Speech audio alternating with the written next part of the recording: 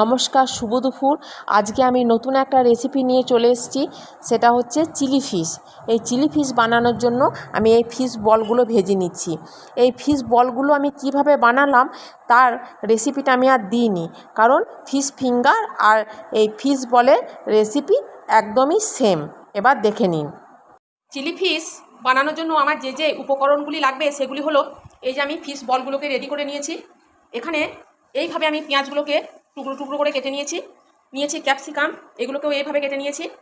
আর এই যে লঙ্কাগুলোকে আমি মাছ বরাবর ফাটিয়ে নিয়েছি। ফোড়নের মধ্যে দেবো আমি শুকনো লঙ্কা আর জিরে।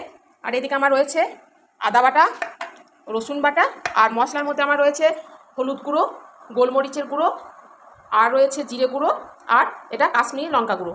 আর আমাকে শেষে দিতে হবে এই যে টমেটো সস। আর নামানোর আগে আমি একটুখানি গরম মশলা দিয়ে দেবো। যে তেলে আমি ফিশ বলগুলো করেছি তার মধ্যে আমি দিয়ে দিচ্ছি ফোড়নটা। এবার আমি দিয়ে দেবো, এর সাথে আমি দিয়ে দেবো বাকি উপকরণটা,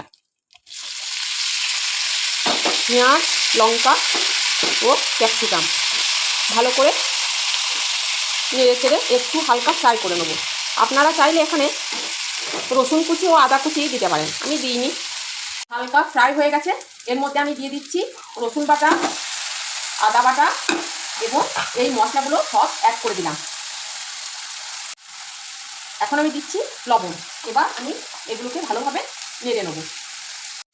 এখন আমি এখানে সসটা দিয়ে দিচ্ছি, একটু বেশি করেই সসটা দেবো।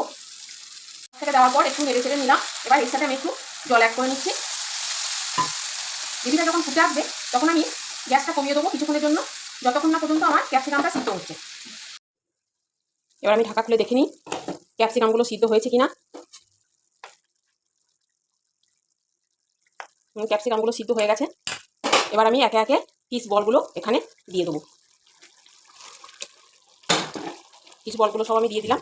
আবার আমি কিছুক্ষণের জন্য ঢাকা দিয়ে দেবো। এবার আমি ঢাকা খুলে দেখে নিই। হ্যাঁ, রেডি হয়ে গেছে আমার চিলি ফিশ। আমি এর সাথে একটু গরম মশলা অ্যাড করে নেবো।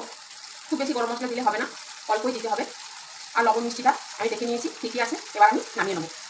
রেডি হয়ে গেছে আমার চিলি ফিশ। নমস্কার, আশা করি আপনাদের ভালো লাগবে।